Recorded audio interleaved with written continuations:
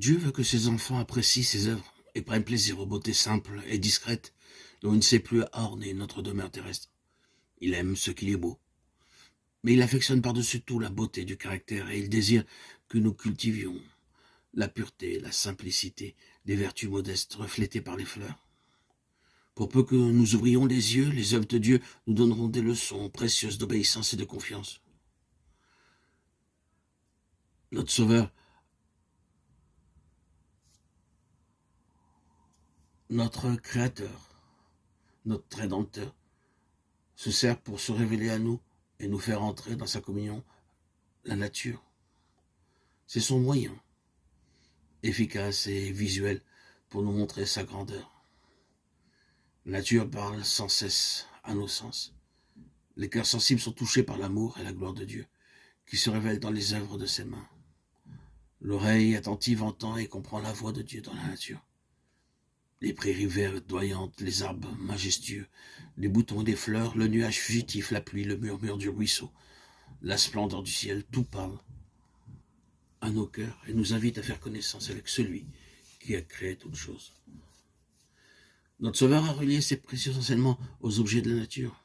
Les arbres, les oiseaux, les fleurs de la vallée, les montagnes, le lac, la voûte azurée, aussi bien que les incidents de la vie quotidienne ont été utilisés par le Seigneur pour nous enseigner la vérité et nous rappeler constamment ses enseignements, même au milieu des tracas de la vie.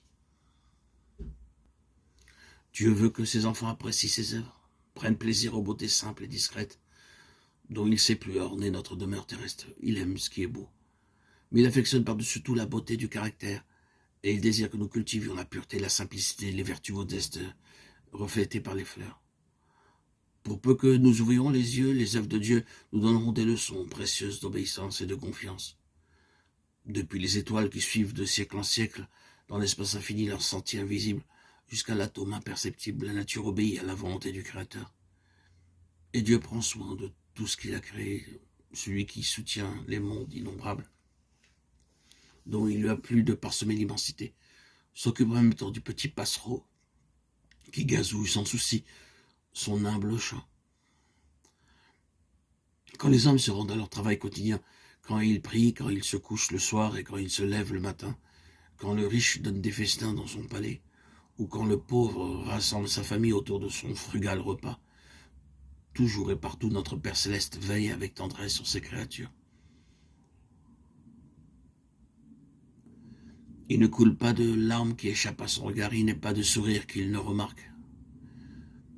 Si nous voulions croire en lui, que d'angoisses inutiles pourraient nous être épargnées. Notre vie ne serait pas une suite de désappointements. Toute chose, grande ou petite, serait remise entre les mains de celui qu'aucune multiplicité d'occupations ne tracasse et que n'accable aucun fardeau. Nous jouirions d'un repos d'âme que beaucoup ne connaissent plus depuis bien longtemps.